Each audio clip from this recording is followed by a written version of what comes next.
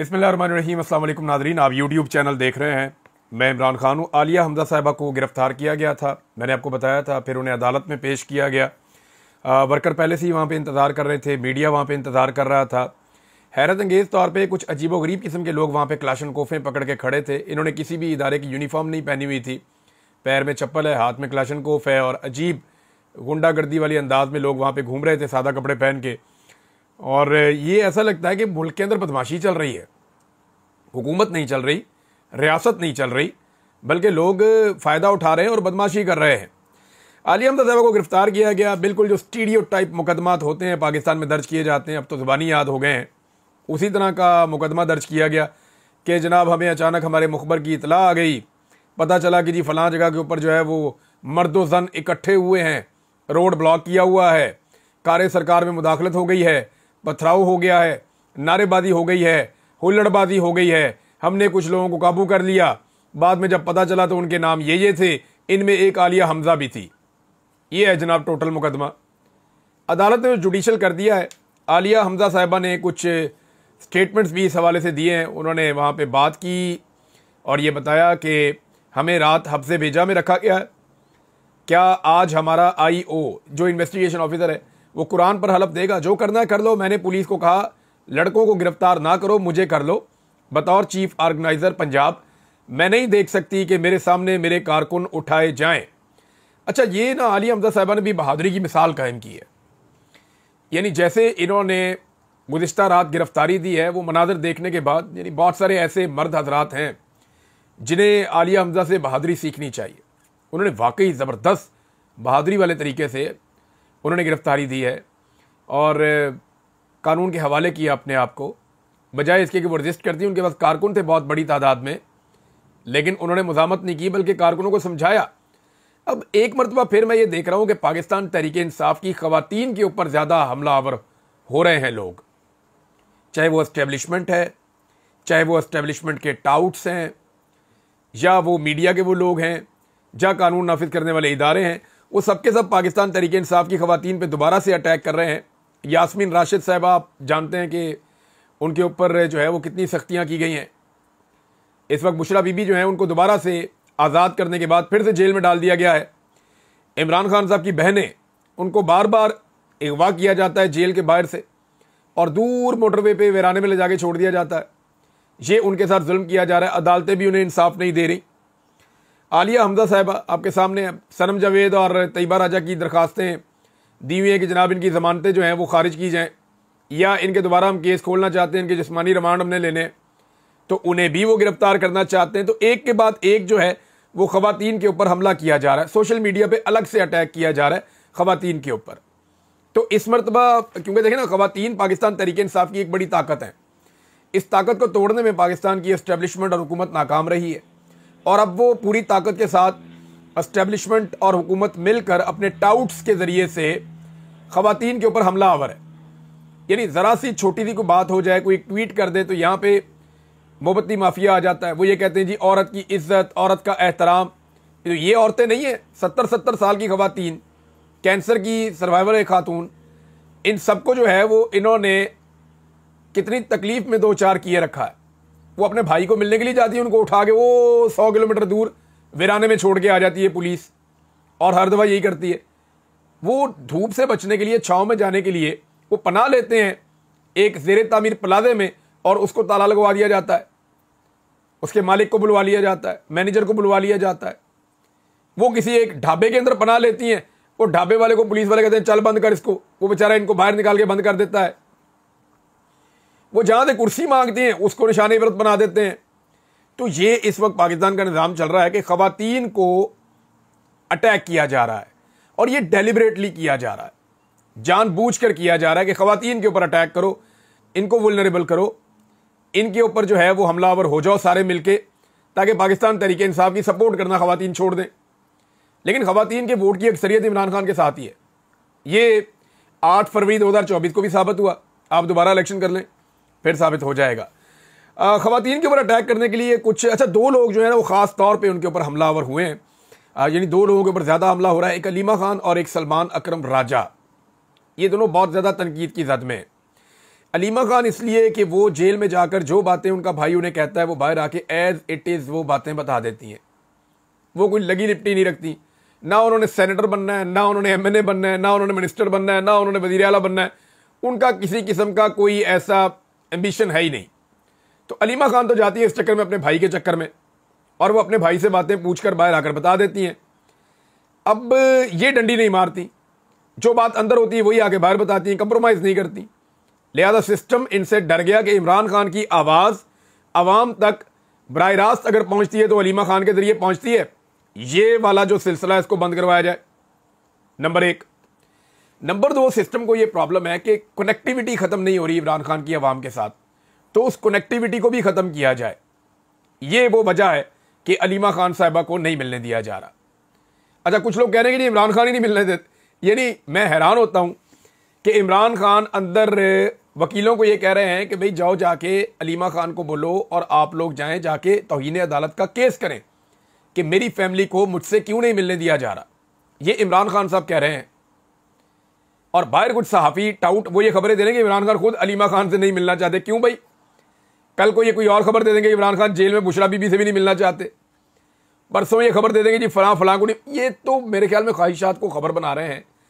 How is it possible कि एक आदमी जेल में है 2 साल से, और वाहिद इंफॉर्मेशन बाहर निकालने का जो सबसे काबिल एतमाद जरिया है वो उसकी बहन है, और वो कहेगा जी मैं उससे मिलता ही नहीं।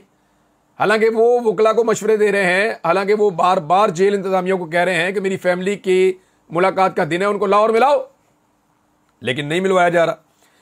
तो सबसे ज़्यादा अटैक एक तो अलीमा खान और दूसरा सलमान अकरम राजा साहब पे इसलिए किया जा रहा है कि राजा साहब का मामला ये है कि वो भी बात वही करते हैं और अंदर पहुंचाते हैं जो बात पहुंचाई जानी चाहिए। मिसाल के तौर पे इमरान खान साहब को अभी तक नहीं पता कि उनकी बहनों के साथ किस किस्म का सलूक किया जाता है। मिसाल के तौर पे जेल में इमरान खान साहब को नहीं पता कि कार्टलिंग ड्रोन हमले में किस तरह का जुल्म हुआ है और कितनी बड़ी गलती हुई है, और खैबर पख्तूनख्वा की हुकूमत ने मुकदमा भी दर्ज नहीं किया। मिसाल के तौर पे इमरान खान साहब को बिल्कुल नहीं पता कि मादनियात का बिल एक्चुअल क्या है और उसके ज़रिए से कौन से टारगेट्स हैं जो अचीव किए जाएंगे। तो इमरान खान साहब को जो फिल्टर मालूमात जेल के अंदर जाती हैं, तो अंदर से भी जो इमरान खान साहब के बयान आते हैं वो फिल्टर होकर बाहर आते हैं। तो सलमान अकरम राजा और अलीमा खान साहिबा ऐसे लोग हैं जिनके ऊपर ज़्यादा अटैक किया गया है और ये मिलने की कोशिश भी कर रहे हैं। एक पार्टी के सेक्रेटरी जनरल है, एक बहन है।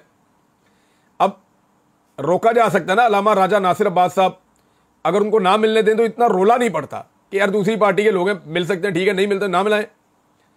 इसी तरह जो है वो साहबजादा हामिद रजा, वो भी कंप्रोमाइज़ नहीं करते, तो उनका मामला भी यही है।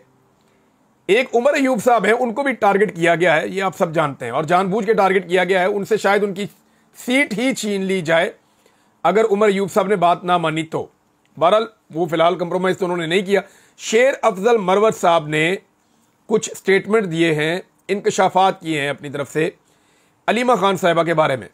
ये मैं पहले पढ़ के सारे आपके सामने रख देता हूँ। मैं नॉर्मली इस आदमी को डिस्कस नहीं करता, लेकिन क्योंकि मैं इसलिए नहीं करता कि ये बिला वजह जो है वो अहमियत देने वाली बात है, मैं डिस्कस करता ही नहीं, लेकिन यहाँ पे स्टेटमेंट ऐसे हैं मैं आपके सामने रखता हूँ, और वो इसलिए कि इमरान खान की एक चीज़ मुझे आपको बतानी है। शेर अफजल ने कहा कि अलीमा खान का रवैया इंतहाई गैर इंसानी है, उनकी ज़बान आग उगलती है, पार्टी रहनुमाओं को बदज़बानी करके जलील करती है। इनके कहने पर शहबाज गिल, इमरान रियाज खुलकर मेरे खिलाफ बोले हैं। उमर अयूब समेत सब लोग पीटीआई सोशल मीडिया से डरते हैं, किसी में ज़रूरत नहीं कि गालियों का जवाब दे सके। चलो जी, ये हो गया। अच्छा, मेरी वैसे अलीमा खान से एक ही मुलाकात और बात हुई है, वो मैं जेल में था और मुझे पेशी पे अदालत लेकर आए थे, तो जिस गाड़ी में मैं मौजूद था उसके पास वो चल कर आई, उन्होंने मेरे साथ बात की, उनका बहुत शुक्रिया। उसके अलावा मेरी उनके साथ कोई किसी किस्म की कभी अलैक सलैक नहीं। हाँ, एक दिन जब साइफर वाला मुकदमा हो रहा था और जब इमरान खान के हक़ में फ़ैसला आया था, तो मैं इस्लामाबाद हाई कोर्ट में था, वहाँ मेरी उनसे मुलाकात हुई थी। ये 2 मौक़ों पर मेरी उनसे बात हुई है आज तक ज़िंदगी में। अच्छा जी, आगे शहबाज गिल साहब का तो मुझे नहीं पता। तो इसके बाद अगला इल्ज़ाम शेर अफजल मरवत ने लगाया कि ओवरसीज़ पाकिस्तानी जो पैसे भेजते हैं उसका ऑडिट नहीं हुआ। पैसे अलीमा खान देखती हैं, वो शिबली अफराद को कहती हैं कि उन्हें वकला की फ़ीसों की मद में पैसे दिए जाएं। लीगल केसेस की मद में 11 करोड़ तो अली अमीन ने दिए हैं। हालांकि अली अमीन के बारे में एक सवाल उठाया जो खैबर पख्तूनख्वा से साबिक वज़ीर इमरान खान साहब के बड़े करीबी साथी हैं, उन्होंने ये सवाल उठाया कि तैमूर झगड़ा साहब कि अली अमीन गंडापुर साहब के तो टोटल असासे ही 10 करोड़ के हैं, तो उन्होंने उससे ज़्यादा पैसे कैसे दे दिए केसों के लिए। बहरहाल ये कह रहे हैं जी 11 करोड़ अली अमीन ने दिए, 3 करोड़ वकला को दिए गए हैं, 8 करोड़ बीच में से गायब हो गए हैं। शेर अफजल मरवत ने पार्टी फंडिंग में करप्शन का इल्ज़ाम लगाया और अजीमा खान साहबा पे संगीन इल्ज़ाम। फिर एक और इल्ज़ाम इन्होंने लगाया जी कि अलकादर यूनिवर्सिटी के लिए जो डोनेशंस आए हैं उनका ऑडिट होना चाहिए। ये भी एक उन्होंने आइडिया दिया कि इमरान खान साहब जो यूनिवर्सिटी बना रहे हैं उसका भी ऑडिट करवाएं, जो डोनेशंस आए हैं वहाँ पे भी उन्हें शक है शायद कि खुर्द-बुर्द हुआ है या कोई मामला हुआ है। एक और चीज़ इन्होंने कही कि सोशल मीडिया को अलीमा खान कंट्रोल करती है, सोशल मीडिया पर गालियों की जिम्मेदार यही है। सलमान अकरम राजा इन्हीं के कहने पर खैबर पख्तूनख्वा हुकूमत समेत हर किसी से सींग अड़ा रहे हैं। मादनियात बिल पर कहा कि इसे पास ना करें शेर अफजल मरवत। एक और स्टेटमेंट इन्होंने दिया जी कि मेरे खिलाफ एस्टेब्लिशमेंट के साथ मिले होने का बयानिया अलीमा खान ने बनाया। हैदर मेहदी और आदिल राजा ने उनकी ईमा पर मेरे खिलाफ वीलॉग किए। ये यूट्यूबर्स को बुलाकर मेरे खिलाफ कान भरती थी। सारा सोशल मीडिया बैरूनी फंडिंग अलीमा खान कंट्रोल करती है। जनाब ये संगीन इल्ज़ामात लगाए हैं। फिर एक और बात भी कही कि इमरान खान ने हमें कहा था कि अलीमा खान का फ़ोन ना सुने, उससे रब्ता ना करें। अच्छा, मैं हैरान हूँ कि इमरान खान ने अलीमा खान को कुछ नहीं कहा और शेर अफजल मरवत को पार्टी से निकाल दिया। लोग कहते हैं इमरान खान मर्दम शनास नहीं है, लेकिन इमरान खान ने साबित किया कि वो मर्दम शनास है।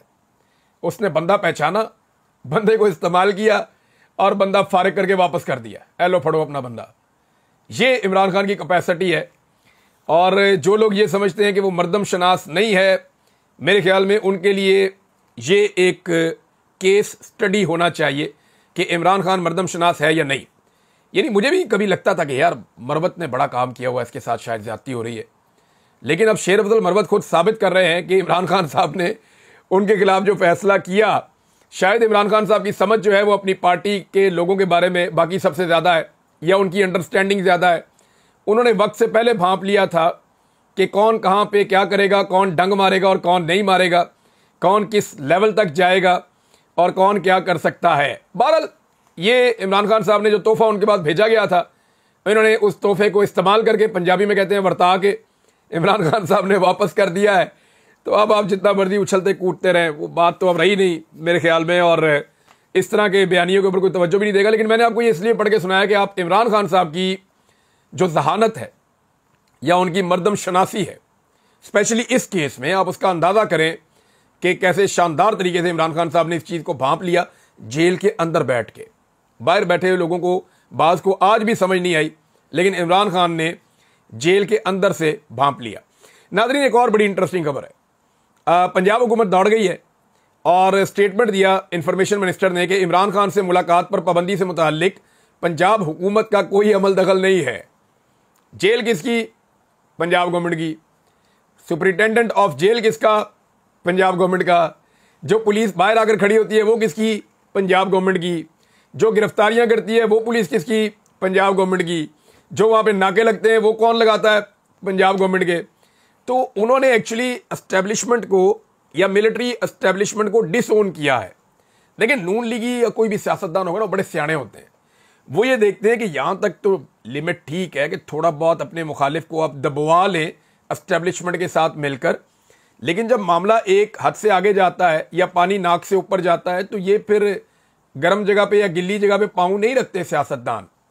ये फिर फौरन अपना बोझ मुंतकिल करते हैं, जैसे कि शहबाज शरीफ वक्तन फवक्तन जो किया कराया वो आर्मी चीफ के खाते में डालते रहते हैं कि ये भी आर्मी चीफ ने किया, ये भी आर्मी चीफ ने किया, 26 नवंबर भी आर्मी चीफ ने किया, फलां चीज भी आर्मी चीफ ने की, मईशत बेशक बर्बाद हो रही है, जो भी है वो आर्मी चीफ ने, सारा कुछ शहबाज शरीफ साहब वक्तन फवक्तन बाकायदा स्टेटमेंट्स दे देकर आर्मी चीफ के खाते में डालते रहते हैं।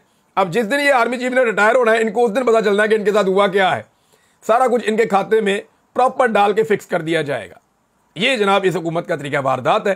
सियासतदान है ना, तो अब पंजाब हुकूमत भी डर गई है कि जनाब ये जो किया जा रहा है, कल को हमने भी जेलों में जाना है, हमने भी गुनाह और करप्शन की हुई है, बल्कि हमने तो लुट मार के बाजार गर्म किए हुए हैं।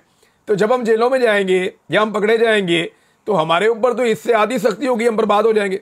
लिहाजा उन्होंने कहा जी हम तो कर ही नहीं रहे ना, हमारा इससे कोई ताल्लुक है, ये सारा वही कर रहे हैं, ये नहीं वो एस्टेब्लिशमेंट के खाते में डाल दिया है इन्होंने। तो बुज़दिल है, डरपोक है, एस्टेब्लिशमेंट का साथ भी सही तरह नहीं दे पा रहे, एंड में फंसना एस्टेब्लिशमेंट में ही है। नाज़रीन, एक और चीज़ मैं आपको बताता हूं कि एक बहुत बड़ी कार्रवाई को नाकाम बनाया पाकिस्तान के इदारों ने। बड़ी मुस्तैदी से, बड़ी हिम्मत से, बड़ी जवांमर्दी के साथ एक बहुत बड़े वकूए को रोका है पाकिस्तान के इदारों ने। जनूबी वज़ीरिस्तान से गुलजार नामी नौजवान है, वो अपने जिस्म के ऊपर पाकिस्तान तहरीक इंसाफ का झंडा पहनकर अडयाला जेल के करीब पहुंच गया। खुदा ना खास्ता इससे पहले कि कोई बड़ा वाकया हो जाता, इस शख्स ने जैसे ही नारा लगाया, कानून नाफिज करने वाले इदारों ने बरवक्त कार्रवाई करते हुए मुल्क व कौम के मफाद में और मुल्क व कौम की हिफाजत के पेश नज़र एक बहुत बड़े साने से पाकिस्तान को बचा लिया। और इस पर मेरे ख्याल में अगले 23 मार्च को बाकायदा तमगा दिया जाना चाहिए उन लोगों को जिन्होंने पाकिस्तान को इतने बड़े साने से बचाया, इस कौम की जान बचाई, इस कौम की हिफाजत की, कि एक शख्स जो जनूबी वज़ीरिस्तान से ताल्लुक़ रखता है वो वहाँ से अपने जिस्म के ऊपर पाकिस्तान तहरीक इंसाफ का झंडा बांध कर निकला, उसके कपड़े पहन कर निकला तहरीक इंसाफ के। और इससे पहले कोई बड़ा सानिया होता, उसको कानून नाफिज करने वाले इदारों ने अपनी हिरासत में ले लिया, गिरफ्तार कर लिया। अभी इसके ऊपर तहकीकात चल रही है। नाजरीन, पाकिस्तान के मीडिया को चाहिए कि इसके ऊपर मैराथन ट्रांसमिशन करे और पाकिस्तान की नंबर 1 इंटेलिजेंस एजेंसीज को खराज तहसीन पेश किया जाए। तमाम अखबारात में इसकी हेडलाइंस भी छापी जानी चाहिए।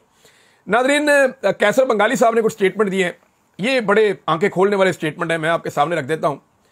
एक तो उन्होंने कहा कि कोयटा में गैस की लोड शेडिंग शदीद है, कई इजला में अभी भी गैस नहीं है, डेरा बुगटी में भी गैस नहीं है। आइन के मुताबिक जिस सूबे की पैदावार है इस सूबे का पहले हक होता है। वहां पावर प्लांट है जो नेशनल ग्रिड को बिजली देता है, लेकिन कोयटा में बिजली, उसकी भी लोड शेडिंग है। अच्छा, इसके बाद जो कैसर बंगाली साहब हैं उन्होंने एक और बड़ी इंपॉर्टेंट बात की कि पाकिस्तान पीछे क्यों रह जाता है ना। उन्होंने कहा लाहौर से पेशावर जाएं तो हर 25 किलोमीटर पर एक कंटोनमेंट आ जाता है। कंटोनमेंट ऐसा एरिया होता है, कैंट एरिया, जहां पे फौज का कंट्रोल होता है। लोकल कवानीन वहां पे नहीं चलते, बहुत सारी चीजों में वहां पे फौज का कंट्रोल रहता है। उन्होंने कहा इंडिया ने भी 2 साल पहले अपने तमाम कंटोनमेंट्स बंद कर दिए थे। कंटोनमेंट बंद करके लोकल इंतजामिया को दें और शहरों को बेहतर बनाएं। बात सारी पैसे बचाने की है, ये कैसर बंगाली साहब ने कहा। बहुत बड़े माहिर मईशत हैं, बड़ी मुश्किल से वो इतनी सख्त बात कर पाते हैं, लेकिन वो भी तंग आ गए हैं कि ये मॉडल जो पाकिस्तान में चल रहा है ये चल ही नहीं सकता। वैसे कैसर बंगाली साहब का नाम लिया तो मुझे बांग्लादेश वाला मामला भी याद आ गया। वहाँ से बांग्लादेश ने मुतालबा किया पाकिस्तान से 2 चीज़ों का। एक तो कोई $4.5 अरब की अदायगियाँ हैं जो क़याम पाकिस्तान के बाद, जब बांग्लादेश और पाकिस्तान एक साथ थे, फिर 2 लाख हो गया, तो बांग्लादेश के बकौल पाकिस्तान को वो अदायगियाँ बांग्लादेश को करनी है। दूसरा, उन्होंने माफ़ी का मुतालबा किया कि जनाब हमारे साथ जो जुल्म और बर्बरियत की गई, हमारे लोगों के साथ जो जबर किया गया और जो हमारी ख़वातीन के साथ सलूक किया गया, तो सारा कुछ हमूद रहमान कमीशन रिपोर्ट के अंदर लिखा हुआ है ना। वैसे भी आर्मी चीफ कहते हैं कि अपने मुल्क की कहानी जो है वो आने वाली नस्लों को सुनानी है, तो कहानी का एक बहुत बड़ा चैप्टर जो है वो हमूद रहमान कमीशन की रिपोर्ट में, और उसका एक बहुत बड़ा किरदार जो है वो याह्या खान है, और उसका एक बहुत बड़ा सानिया जो है वो हमारा आधा मुल्क अलग हो जाना है। तो अगर हम अपने बच्चों को सिर्फ ये पढ़ा दें और ये समझा दें तो हम बहुत सारे मसाइल से आइंदा निकल सकते हैं। बहरहाल, ये बांग्लादेश ने माफ़ी का मुतालबा किया है। पाकिस्तान को माफ़ी वैसे मांग लेनी चाहिए, जो जुल्म और जबर आपने किया है अल्टीमेटली पाकिस्तानियों से भी एक दिन आपको माफ़ी मांगनी पड़ेगी। तो जो बांग्लादेश के लोग हैं उनसे माफ़ी मांगे, जैसे कि भुट्टो से भी माफ़ी मांगी, भुट्टो से माफ़ी मांगी, सुप्रीम कोर्ट ऑफ पाकिस्तान में मांगी गई। भुट्टो से पाकिस्तान की एस्टेब्लिशमेंट ने माफ़ी इस तरह मांगी कि उन्हें अवार्ड भी दिया गया। उनके दुनिया से जाने के बाद पहले उन्हें कत्ल किया गया, फिर उन्हें अवार्ड भी दिया गया। तो अगर आप यहाँ पे माफ़ी मांग सकते हैं तो फिर वहाँ जो इतना बड़ा एक गुनाह अजीम किया गया है वहाँ पे भी माफ़ी मांगे। फातिमा जिन्ना साहिबा की कब्र पे जाएं, वहाँ पे जाके माफ़ी मांगे। और वो माफ़ी आपको इसलिए भी मांगनी चाहिए कि ये अमीर अब्बास साहब ने एक बड़ा ज़बरदस्त ट्वीट किया है। ये कुछ हकायक हैं जो माजी में लिखे गए हैं। इस हवाले से ये ट्वीट मैं आपको वहीं से पढ़ के सुना देता हूँ। ये मैंने चीज़ें पहले भी पढ़ी हैं, लेकिन अमीर अब्बास साहब ने बड़े खूबसूरत अंदाज में इसको छोटे सा एक पैराग्राफ के अंदर लिख दिया है। उन्होंने कहा, सीनियर सहाफ़ी और मुहक्किक अख्तर बलोच ने 2015 में मोहतरमा फातिमा जिन्ना की पुरस्कार मौत पर डॉन अखबार में एक शानदार तहकीकी कॉलम लिखा था, जिसमें बताया गया था कि 2 अगस्त 1971 में एक अखबार में यह खबर शाया हुई कि मोहतरमा फातिमा जिन्ना को कत्ल किया गया है। इस खबर में गुस्ल देने वालों के बयानात भी शाया हुए, जिसमें हदायत अली गुसाल ने बताया था कि मोहतरमा के जिस्म पर जख्मों के गहरे निशानात थे और उनके पेट में सुराख भी था जिससे खून और पीप बह रही थी। गुसाल ने कहा था कि मोहतरमा के खून आलूद कपड़े उसके पास मौजूद हैं, लेकिन इस वक्त की हुकूमत ने ना तो उसकी तरदीद की और ना ही इंक्वायरी की गई। जनवरी 1972 में गुलाम सरवर नामी एक शख्स ने मोहतरमा फातिमा जिन्ना के हवाले से अदालत में एक दरख्वास्त दायर की। गुलाम सरवर ने अपनी दरख्वास्त में कहा था कि मोहतरमा उस टोले की राह में ज़बरदस्त रुकावट थी जो हर सूरत इक़्तिदार से चिमटा रहना चाहता था, लिहाजा ये टोला हर कीमत पर उनसे निजात हासिल करना चाहता था। इसलिए मुझे ये तशवीश है कि मोहतरमा फातिमा जिन्ना को कहीं कत्ल ना किया गया हो। नाज़रीन, ये फातिमा जिन्ना साहिबा के हवाले से कुछ हक़ाइक़ हैं, तो माफ़ी तो जाके मोहतरमा फातिमा जिन्ना की कब्र पे भी मांगनी चाहिए, कायद-ए-आज़म रहमतुल्लाह अलैह की कब्र पे भी जाके माफ़ी मांगनी चाहिए, लियाकत अली खान साहब की कब्र पे जाके भी माफ़ी मांगनी चाहिए, और बेनज़ीर भुट्टो की कब्र पे जाके भी माफ़ी मांगनी चाहिए, और इमरान खान के लिए अडियाला जेल जाकर माफ़ी मांगनी चाहिए कि जनाब हो गया, हमसे गलती हो गई, माफ़ कर दें, हमने मुल्क को चलाना है, आगे बढ़ते हैं। लेकिन नाज़रीन, बहुत सारे हमारे यहाँ पे दानिश्वर हैं जो चीज़ों को इधर से उधर कर देते हैं, और यानी इन दानिश्वरों ने पाकिस्तान को यहाँ तक पहुँचाया है। हम सबको बुरा कहते हैं, सियासतदानों को कहते हैं, हम एस्टेब्लिशमेंट को कहते हैं, डिक्टेटर्स को कहते हैं, लेकिन जिन लोगों ने उनके मरासी होने का किरदार अदा किया उन लोगों के बारे में हम कोई बात ही नहीं करते। मैं आपको आज ना एक ट्वीट पढ़ के सुनाता हूँ, ये ज़रा आप सुने। ये ट्वीट तो नहीं है, बहरहाल ये उन्होंने ट्वीट किया है siyaasat.pk वालों ने। सुहेल वड़ाइच साहब के कॉलम से एक हिस्सा निकाल के उन्होंने लगाया कि ओवरसीज़ कन्वेंशन में बब्बर शेर की तकरीर जो जोशीली, जज्बाती और हुब्बुल वतनी से भरपूर थी। अब ये बब्बर शेर आर्मी चीफ को कह रहे हैं वड़ाइच साहब। अज़म और इरादा अंग अंग से टपक रहा था, माशाल्लाह। बब्बर शेर धाड़ा तो दहशतगर्द रीछों की उम्मीदों पर ओस पर गई और सियासी बोने लरस गए। सियासतदान जितने उनको बोने कह दिया, बोने। छोटे शेर को मायूस छुछुंदर ने कहा कि आपका कद कम हो गया है। लेकिन अब मैं आपको बताता हूं ये चक्कर क्या है। देखिए सुहेल वड़ाइच साहब, आप जैसे सहाफियों ने ना बिला वजह यूनिफॉर्म वालों को चुक के रखा हुआ है, चुक चुक के इनको आसमान के साथ लगा दिया। यार मुझे समझ नहीं आती, हमने ऐसे कौन से कारनामे किए हैं कि आपने उठा के जो है वो आसमान की बुलंदियों पर पहुंचा दिया है। यानी आप इनके गंदे कपड़े कब तक धोएंगे, आप कब तक जूते पॉलिश करेंगे? ये काम ना करें आप। पाकिस्तान में सिविलियंस भी रहते हैं, उनकी भी इज्जत करवाएं, उनकी भी इज्जत करें। ताकत के आगे सर झुकाना जो है वो जरूरी नहीं है कि आप हमेशा ताकत के सामने सर नीचे रख के बैठेंगे। सबसे बड़ा और सबसे ताकतवर मेरा रब है, उस पर भरोसा कीजिए, जालिम का साथ मत दीजिए। आप क्यों तारीफें करते हैं, क्यों खुशामद करते हैं? आपकी इन खुशामद ने दिमाग खराब कर दिया लोगों का। भाई नॉर्मल इंसानों की तरह उन्हें जीने दें। वो बेचारे सरकारी मुलाजिम हैं, 3 साल की ड्यूटी पे आते हैं, वो अपनी ड्यूटी करे जाए, अगला है अपनी ड्यूटी करे जाए। आप लोग उठा के उन्हें पता नहीं क्या बना देते हैं। आपकी सारी तारीख भरी पड़ी है आप लोगों की और आप जैसे और लोगों की, कि आप लोग इनकी इतनी तारीफें करते हैं, वो रिटायर हो जाते हैं, फिर आप अगले की तारीफ शुरू कर देते हैं। वो रिटायर हो जाते, और ये जितने रिटायर हुए आपको छोड़ के सारे चले गए, सारे बाहर चले गए। पीछे कौन रह गया? आप रह गए यहां पे, जो अब आने वाले की तारीफ कर रहे हैं, या जो अभी मौजूद है उसकी तारीफ कर रहे हैं, या वो बेचारे रह गए जो कुर्बानियां देते हैं खड़े होकर, जिनकी जानें जाती हैं रोजाना की बुनियाद के ऊपर। ये ताकतवर लोग, एक मखसूस तबका, इनको अकाउंटेबल होना चाहिए, इनसे सवालात होने चाहिए, इनसे इनके जबर को आप नहीं जस्टिफाई कर सकते। यानी गेम चौक के रखी है तुसी भी, यार हद हो गई वैसे। और ये बराबर के शरीक हैं। फिर आप जो कुछ पाकिस्तान में हो रहा है ना, इस सारे जुर्म में आप फिर बराबर के शरीक हैं। हमें समझ आ गई थोड़े सालों के अंदर कि ये गलत है, मुल्क ऐसे नहीं चल सकता, मुल्क चलेगा उस तरह जैसे सारी दुनिया चलती है। हमें थोड़े सालों में समझ आ गई है। यार आप मुझे बताएं, ओवरसीज इंडियंस आ जाए इंडिया में, तो क्या वहां के आर्मी चीफ जाके उनसे खिताब करते हैं? या किसी और मुल्क में ऐसा होता है? कहीं भी नहीं होता यार। तुसी गेम चौक के रखी हुई है बिला वजह ही। बिला वजह दिमाग खराब मत करें इन लोगों का। ये नौकरी कर रहे हैं, इन्हें नौकरी करने दें। ये तनख्वाहदार लोग हैं, हम टैक्स पेयर्स हैं पाकिस्तानी, 25 करोड़। ना करें ऐसा। यही करने की वजह से आपने इनके दिमाग खराब किए और इनको कहां से कहां पहुंचा दिया। नॉर्मल लोगों की तरह जीने दें, नॉर्मल लोगों की तरह मुल्क चलने दें, आम मुल्कों की तरह। नाज़रीन, यहां मैं इस वीलॉग को खत्म कर देता हूं। अगले वीलॉग में कुछ और बात करते हैं। अब तक के लिए इतना अपना ख्याल रखिएगा, अपने इस चैनल का भी। अल्लाह हाफ़िज़।